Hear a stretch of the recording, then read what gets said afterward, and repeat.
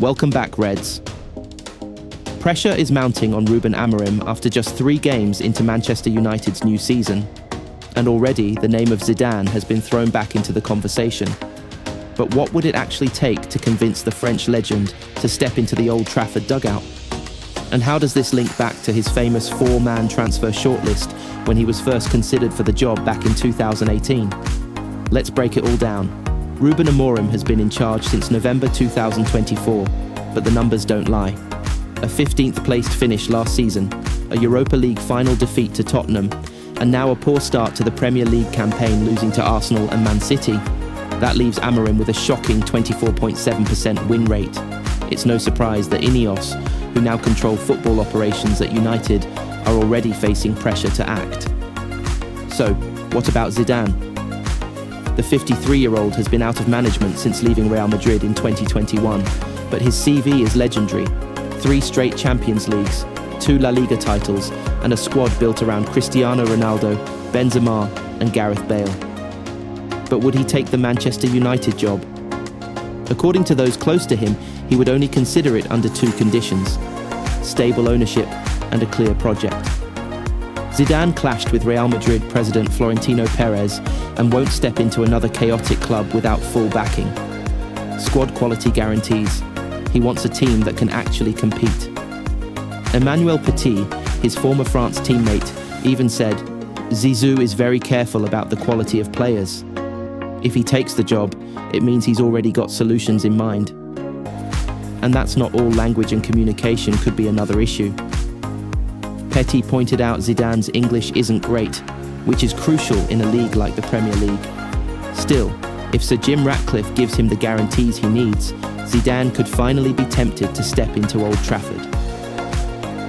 David Beckham, one of Zidane's closest friends and former Galacticos teammates, has also made his opinion clear. When Zidane first became Real Madrid boss, Beckham called him the best person for the job, someone who doesn't accept failure at any level. That kind of mentality is exactly what United are crying out for right now. This isn't the first time Zidane's been linked with United. Back in 2018, when Jose Mourinho was on the brink, Zidane was high on the shortlist. And guess what? He already had 4 transfer targets in mind if he had taken over. Toni Kroos, the midfield maestro Zidane trusted at Madrid. He never moved and eventually retired in 2024 with 6 Champions League titles. Thiago Alcantara, then at Bayern, later moved to Liverpool. Brilliant technically, but couldn't handle the Premier League's physicality. James Rodriguez, another Madrid connection. A reunion at United was possible, but instead, he went to Everton. A few flashes, but it never worked out. Edinson Cavani, the one that did happen. He joined United in 2020, became a cult hero with his work rate and goals, even scoring in a Europa League final.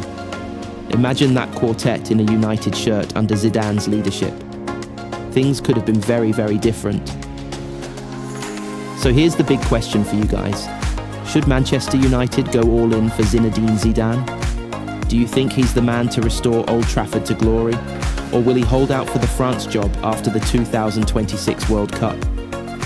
And looking back, how different could United's last decade have been if Zidane had come in back in 2018 with Kroos, Thiago, James and Cavani? Drop your thoughts in the comments and don't forget to like, subscribe and hit the bell for all the latest Manchester United news and updates. Meanwhile, in previously news. Today, we're talking about a massive tactical shake-up that could save Ruben Amorim's job. And yes, it includes Kobbie Mainoo back in the starting 11. Before we break it all down, make sure you smash that subscribe button and join the United Vision family for daily Old Trafford updates. Kobbie Mainoo starts. Ruben Amorim would save Man United, job with simple formation change. Manchester United are going through another tricky period in the Premier League after a disappointing 2024/2025 campaign.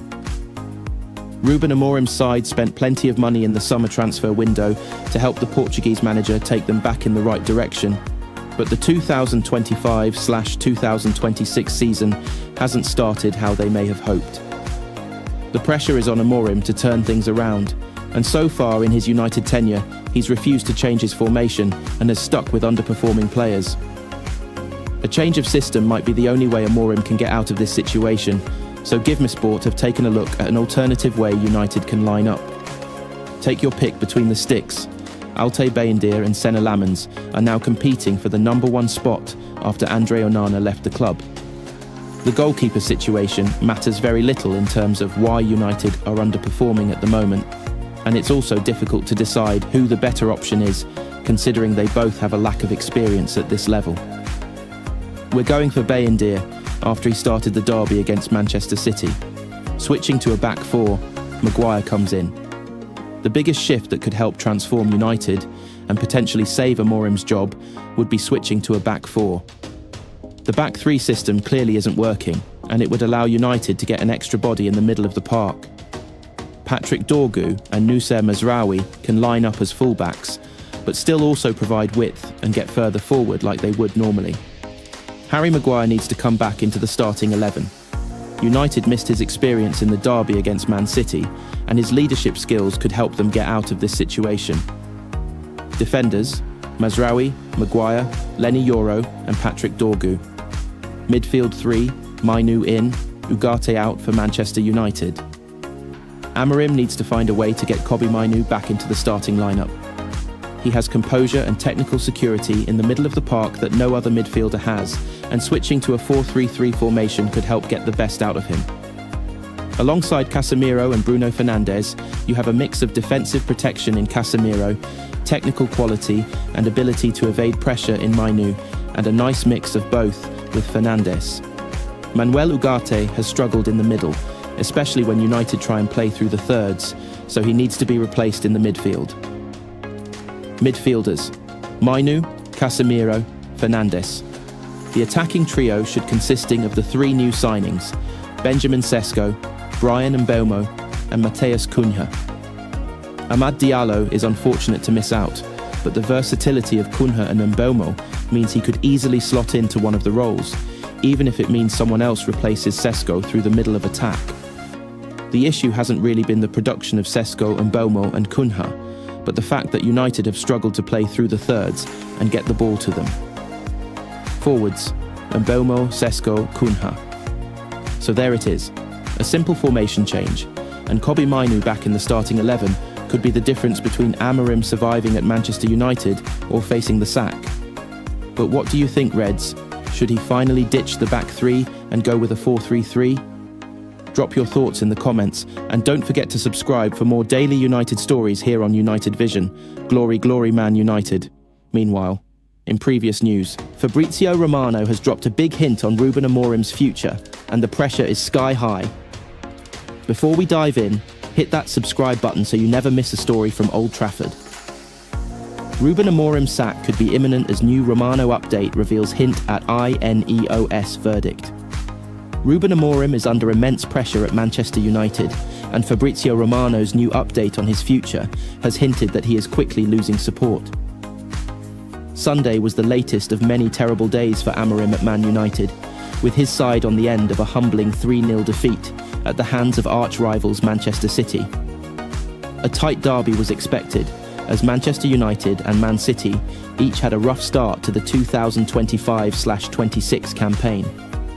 But Pep Guardiola's tactical approach exposed Amorim, who is the second favourite to be the next Premier League manager sacked, and helped his side earn a resounding victory, with United fortunate to avoid a more embarrassing deficit. Guardiola brought the game's standout Jeremy Doku central in an unfamiliar role to outnumber Man United's midfield, and this worked a treat as the flashy winger contributed assists for City's opening 2 goals. Erling Haaland, meanwhile, capitalised on United's shambolic loss of possession to score his second and his side's third in a dominant display.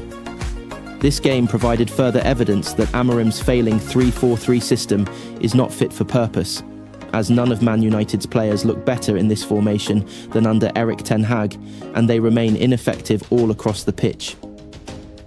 Amorim's stubborn refusal to change his ways will prove to be his downfall at Manchester United, with the head coach still insisting post-match that his system is not the problem. He explained to Sky Sports, "There are a lot of things that you have no idea what happened during these months, but I accept that. When I want to change my philosophy, I will change. If not, you have to change the man." and we talk about that every game that we lose.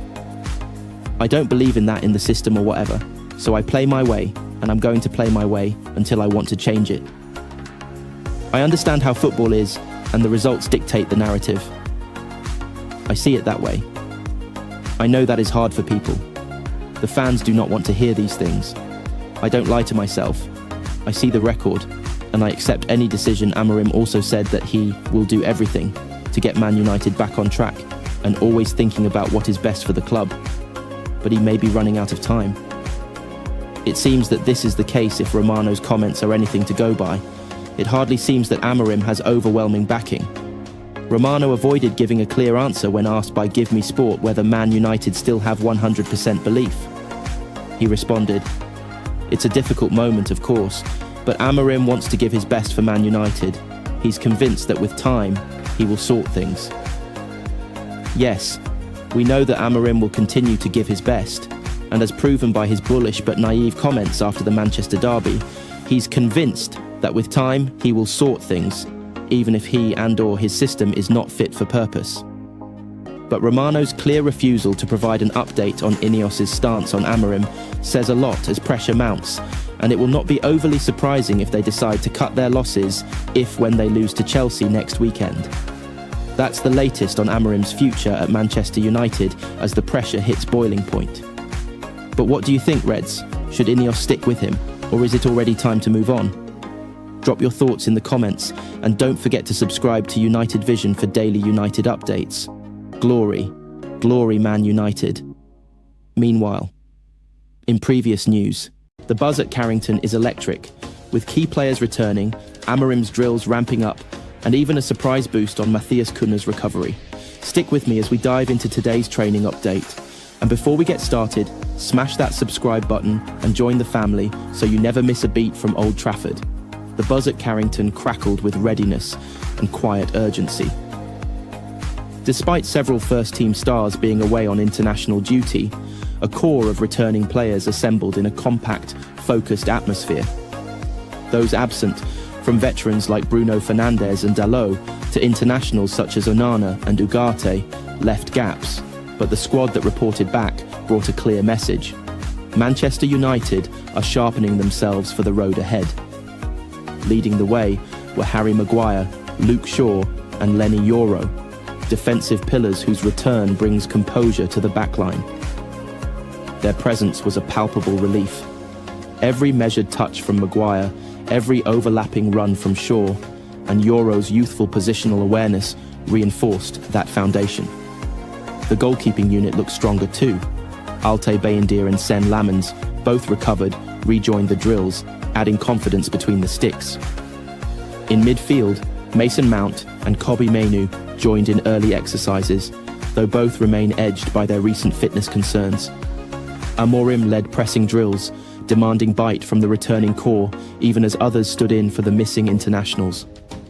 The group's intensity was a statement. This training pitch may be lighter in numbers, but not in purpose. Of course, the headline was Matthias Cunha. Withdrawn from squad due to a hamstring scare, he isn't at full tilt.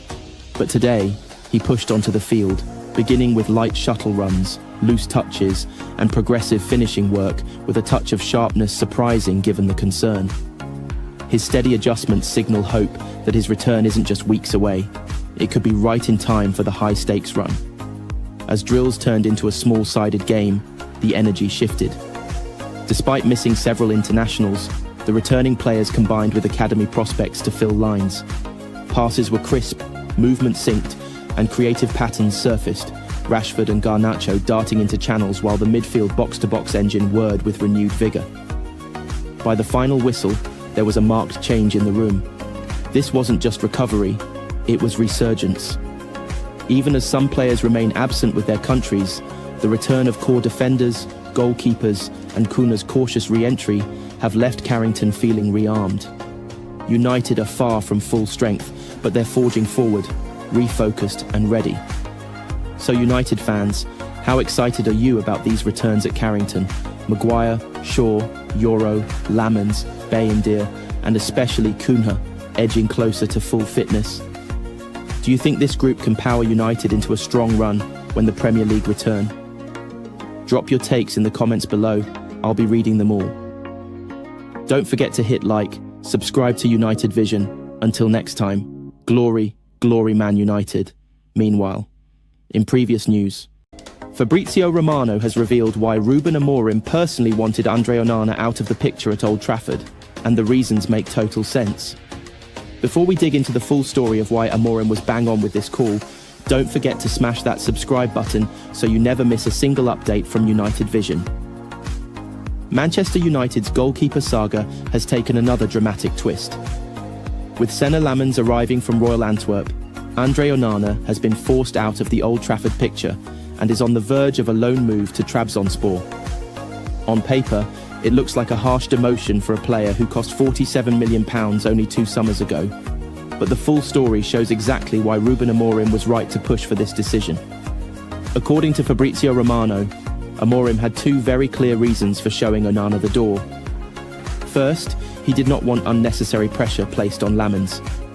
At 23, the Belgian is expected to step into the number 1 role, but with Onana lurking on the bench, every mistake would have sparked a media circus. The headlines would have written themselves, "When will Onana be recalled? Should Onana get another chance?" Amorim saw that storm coming and decided to take it off the table. Second, Amorim wanted clarity. United were carrying 4 goalkeepers: Lamens, Onana, Altay Bayindir and Tom Heaton. An unhealthy situation for any squad, but particularly one where the spotlight burns brightest. By moving Onana out, Amorim simplifies the hierarchy and sends a message. Lamens is his man, no ifs or buts. It's also worth remembering how Amorim's patience with Onana ran thin over the summer. The Cameroonian returned from the break expecting a pay rise despite United's failure to qualify for the Champions League, a miscalculation that reportedly didn't sit well with management. To make matters worse, he injured his hamstring on the very first day of pre-season training, raising further questions about his focus and preparation. Now, Onana gets a fresh start in Turkey, and United avoid weeks of endless speculation. Amorim has taken control of the narrative, ensuring the focus stays on performances, not distractions. And he's absolutely right. History tells us that being Manchester United's goalkeeper is the most scrutinised job in English football. David De Gea, Peter Schmeichel, Edwin van der Sar. Their names are etched in history, but every mistake they made was magnified tenfold at Old Trafford. Lamens has just 1 season of Belgian top-flight experience under his belt, and Amorim knows the only way to give him a fair chance is to clear away the noise. With no European football and no League Cup rotation, the Belgian will have to grow fast under the spotlight. But if Amorim's bold decision pays off, this could be the beginning of a new era between the sticks at Old Trafford. So, United fans, was Amorim right to cut ties with Onana and clear the path for Senna Lamens? Or do you think Onana deserved another chance to fight for his spot? Drop your take in the comments. I'll be looking out for your thoughts. If you enjoyed this breakdown, hit like, subscribe to United Vision, and turn on that bell for the latest from Old Trafford. Until next time, glory, glory Man United meanwhile. In previous news, Grimsby Town's shock Carabao Cup win over United is under serious scrutiny after fielding an ineligible player. Pundits are calling for Grimsby to be kicked out of the competition, and the verdict has fans fuming. Before we get into the details, smash that subscribe button and join the United Vision family so you never miss the latest from Old Trafford. Manchester United get new Carabao Cup verdict as calls to kick Grimsby out of competition intensify. Grimsby Town have been fined for fielding an ineligible player in their Carabao Cup second-round match with Manchester United, but they have not been barred from the competition. Jason Cundy has joined the growing list of pundits calling for Grimsby Town to be thrown out of the Carabao Cup following their use of an ineligible player in their remarkable victory over Manchester United. Although he believes the Red Devils shouldn't be handed a reprieve. Grimsby supporters celebrated what many consider the finest night in their club's recent memory, as they stunned the Premier League giants, eventually winning 12-11 on penalties after letting a 2-goal slip in 90 minutes. However, an administrative error involving Clark Oduor has cast a shadow over the Mariners' achievement. Instead of being kicked out of the competition, they have been handed a financial penalty and allowed to continue into the third round. where they will face Sheffield Wednesday. Darren Bent has already voiced his opinion that Grimsby should be eliminated from the tournament, maintaining that if Oduor contributed to ending United's campaign, appropriate punishment must be imposed. The former England forward commented, "You have to question Grimsby's place in the competition." Cundy has now taken a similar stance, maintaining that the rules must be upheld, though United shouldn't be offered another opportunity, with Sheffield Wednesday instead progressing directly. He told TalkSport, "First off, if you break the rules like that, I don't see how Grimsby can be in the competition. I genuinely don't." It sounds harsh, but if that had happened the other way round, would we say, "No, it's fine, £20,000 fine for Manut"? Are we now judging it by the club? They broke the rules. I'm sorry, you have to leave the competition. I don't think Man UTD should get in either, by the way. They got knocked out. What should happen now? Whoever they're facing, they should get a bye. Grimsby should not be in the competition. If there's a law, it should be the same for everyone. He added, "Sorry, this sounds very harsh, but there's laws and rules for a reason, and if you break those, the punishment has to be."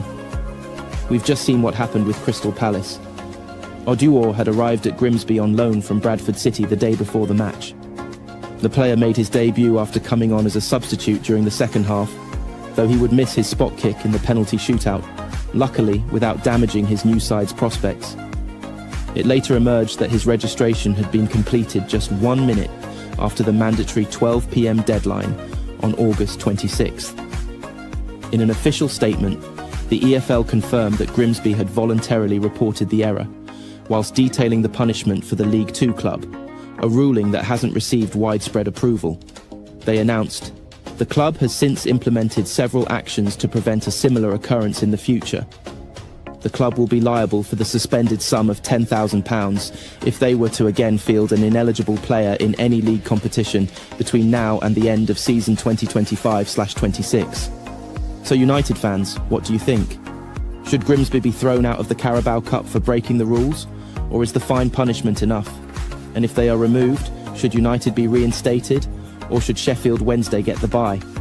Let me know your opinions in the comments. This is one debate that won't cool down anytime soon. Don't forget to drop a like, subscribe to United Vision, and hit that bell so you're always first with the breaking United updates. Until next time, glory, glory Man United.